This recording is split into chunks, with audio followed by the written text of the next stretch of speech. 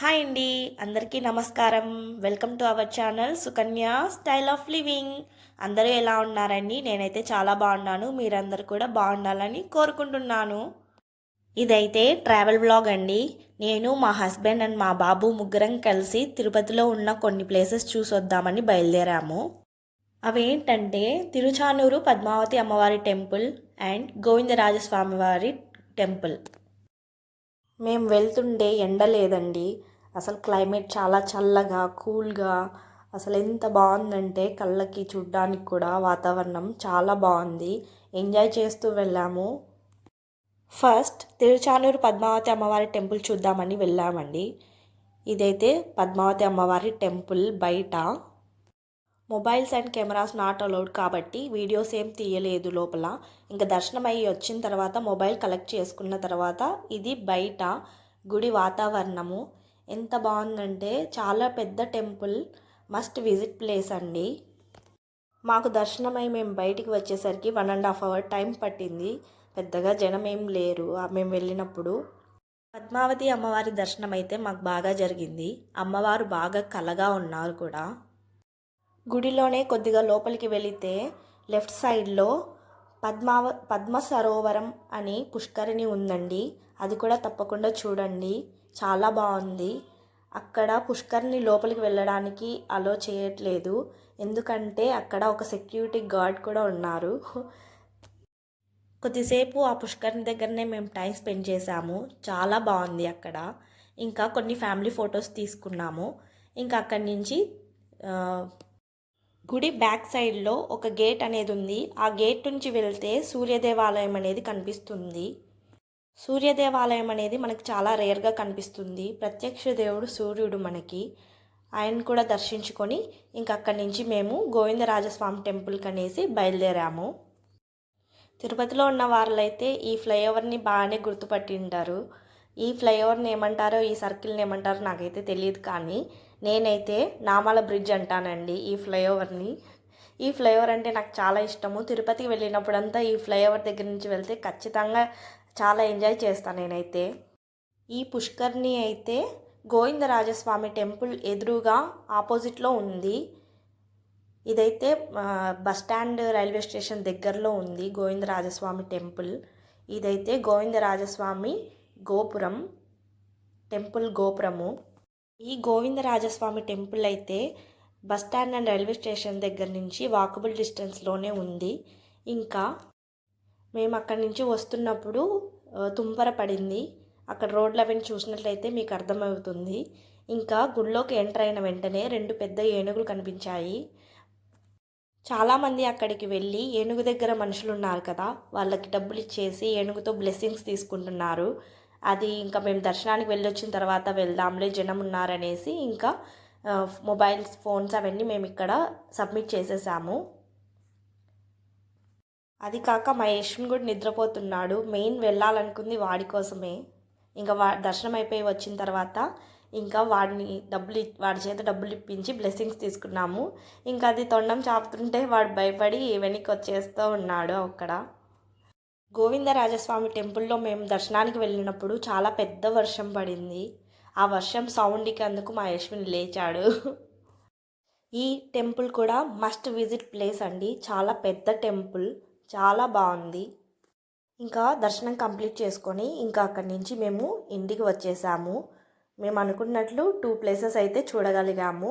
అంటే పద్మావతి అమ్మవారి టెంపుల్లో ఇంతమంది జనం ఉంటారో ఏమో అని అనుకున్నాం, కానీ పెద్దగా జనం లేరు. అవి ఇవి 2 కంప్లీట్ చేసుకున్నాము. ఇంటికి వచ్చిన తర్వాత కొద్దిగా ఫ్రెష్ అప్ అయ్యి ఇంకా స్కిన్ కేర్ తీసుకుంటున్నానండి. ఫస్ట్ లూక్ వామ్ వాటర్తో ఫేస్ వాష్ చేసుకున్నాను. అలా ఫేస్ వాష్ చేసుకోవడం వల్ల ఫేస్ మీద ఉన్న జిడ్డు ఇంకా మురికి లాంటివి వెళ్ళిపోతాయి. లూక్ వామ్ వాటర్తో చేసుకున్నాం కాబట్టి అవి పోర్స్ అనేవి కొద్దిగా ఓపెన్ అవుతాయి. తర్వాత 2 to 3 టేబుల్ స్పూన్ కాచి చల్లార్చిన పాలు తీసుకున్నాను. ఆ పాలతో ఫేస్ అంతా మసాజ్ చేసుకుంటున్నాను. పాలు అనేవి మనకి క్లెన్జింగ్ మిల్క్ లాగా ఉపయోగపడతాయి. మన ఫేస్ని అంతా బాగా క్లెన్స్ చేస్తాయి. మురికి డర్ట్ అంతా క్లీన్గా అయిపోతుంది ఫేస్. కొంచెం స్మూత్గా మెల్లగా రుద్దాలి. నేను ఇలా స్పీడ్ పెట్టడం వల్ల వీడియో మీకు గట్టిగా రుద్దుతున్నట్లు అనిపిస్తుంది, కానీ నేను చాలా స్మూత్గా ఫేస్ మసాజ్ చేసుకుంటున్నాను మిల్క్తో. కొన్ని ఫేషియల్ మసాజ్ టెక్నిక్స్ యూస్ చేసి నేను ఫేస్ అంతా బాగా రుద్దుతూ స్మూత్గా క్లీన్ చేసుకుంటున్నాను. ఎక్కువసేపు కూడా రుద్దద్దండి, 2 to 3 మినిట్స్ అయితే సరిపోతుంది. ఫేస్ బాగా క్లీన్ అవుతుంది. అలా మిల్క్ వేసి రుద్దుతూ ఉంటే ఆ మిల్క్ అంతా ఒక క్రీమీ కన్సిస్టెన్సీ లాగా మనకి వస్తుంది. ఆ మిల్క్ అంతా మన ఫేస్ అబ్జర్వ్ చేసుకొని అంత డర్ట్ అంతా రిమూవ్ అయిపోతుంది. మనం ఫేస్కి ఏది చేసినా నెక్ కూడా కంపల్సరీ చేయాలండి. నెక్కి కూడా చేస్తే బెస్ట్ రిజల్ట్ ఉంటుంది.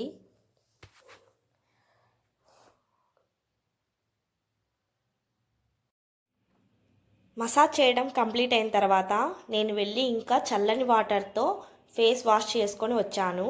చల్లని వాటరే యూస్ చేయాలండి ఇప్పుడైతే. లూక్వామ్ వాటర్, హాట్ వాటర్ అలా యూస్ చేయకూడదు. చల్లని వాటర్ యూస్ చేయడం వల్ల ఓపెన్ అయిన పోర్స్ అన్నీ క్లోజ్ అవుతాయి. ఇంకా నెక్స్ట్ క్లీన్ టవల్ తీసుకోవాలి, స్మూత్గా ఉన్నది తీసుకొని జస్ట్ అలా ట్యాప్ చేయాలి ఫేస్ని. గట్టిగా రుద్దకూడదు. చూసారు కదా ఫేస్ ఎంత స్మూత్గా, సాఫ్ట్గా, క్లియర్గా అయిపోతుంది. ఇలా మనం డైలీ అర్లీ మార్నింగ్ చేస్తే బెస్ట్ రిజల్ట్ ఉంటుంది. ఇంకా ఫేస్ ప్యాక్ వేసుకోవడం కోసము బంజారాస్ వాళ్ళది ముల్తాన్ మట్టి పౌడర్ తీసుకున్నాను 1 స్పూను, అండ్ కొద్దిగా కస్తూరి పసుపు తీసుకున్నాను. 2 to 3 drops, few drops lemon తీసుకున్నాను. తర్వాత అదే కాచి చల్లార్చిన పాలు వేసి బాగా మిక్స్ చేసుకున్నాను. ఈ కన్సిస్టెన్సీ ఉండాలి. లెమన్ పడకుంటే స్కిప్ చేసి ఆ ప్లేస్లో రోజ్ వాటర్ అయినా వేసుకోవచ్చు. ఇక ఫేస్ ప్యాక్ అప్లై చేస్తున్నానండి. మనం ఫేస్ ప్యాక్ ఎప్పుడు అప్లై చేసినా అప్వర్డ్ డైరెక్షన్లోనే అప్లై చేయాలి. అలా చేయడం వల్ల మన స్కిన్ సాగిపోకుండా, అంటే ఏజ్ పెరిగే కొద్దీ కొంచెం సాగినట్లుగా అలా వస్తుంది కదా, ముడతలు పడడం అలాంటివన్నీ అవాయిడ్ చేయాలంటే అప్వర్డ్ డైరెక్షన్లోనే ఫేస్ ప్యాక్ అనేది ఎప్పటికైనా అప్లై చేయాలి.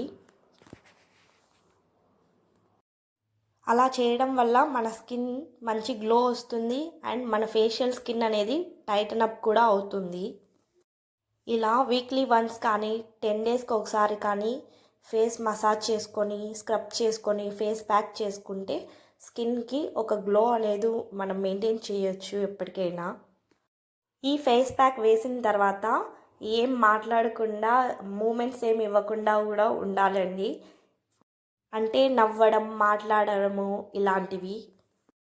మనం ఫేస్కి ఎంత కేర్ తీసుకుంటామో నెక్కి కూడా కేర్ తీసుకోవాలి కాబట్టి సేమ్ ఫేస్ ప్యాక్ నెక్కి కూడా అంతా మనం వేసుకుంటే నీట్గా బాగుంటుంది. స్కిన్ ఫేస్కి ఒక కలర్, నెక్కి ఒక కలర్ ఉండకుండా ఒకేలాగా ఉంటుంది. ప్యాక్ వేసుకోవడం కంప్లీట్ అయిపోయిన తర్వాత 10 to 15 మినిట్స్ అలాగే వదిలేయాలి.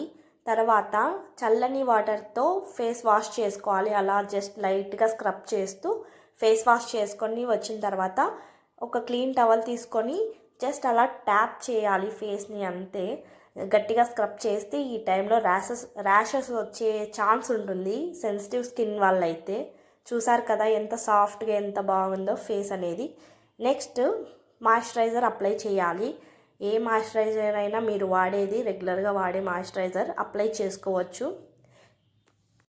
ఈ ఫేస్ క్లెన్సింగ్కి, ప్యాక్కి మధ్యలో స్క్రబ్బింగ్ కూడా చేసుకోవచ్చు, ఫేస్ స్క్రబ్. నేను అది నెక్స్ట్ ఎప్పుడైనా చూపిస్తాను.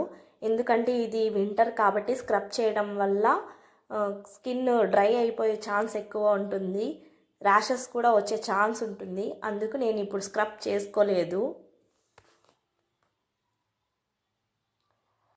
మన ఛానల్లో productive routine vlogs, parenting videos, cleaning and organisation vlogs, health and beauty tips, weight loss, shopping vlogs, మగ్గం వర్క్ వీడియోస్ లాంటివి ఎన్నో ఉంటాయండి. మీకు మన ఛానల్లో వీడియోస్ నచ్చినట్లయితే ప్లీజ్ లైక్ చేయండి, మీ ఫ్రెండ్స్ అండ్ ఫ్యామిలీ మెంబర్స్తో షేర్ చేయండి, సబ్స్క్రైబ్ చేసుకోండి. పక్కనే ఉన్న బెల్ ఐకాన్ క్లిక్ చేసి ఆల్ క్లిక్ చేయడం ద్వారా నేను వీడియోస్ పెట్టిన వెంటనే మీకు నోటిఫికేషన్ వస్తుంది. సో దట్ వీడియోస్ మిస్ అవ్వకుండా చూడగలరు. Thanks for watching. Bye YouTube family.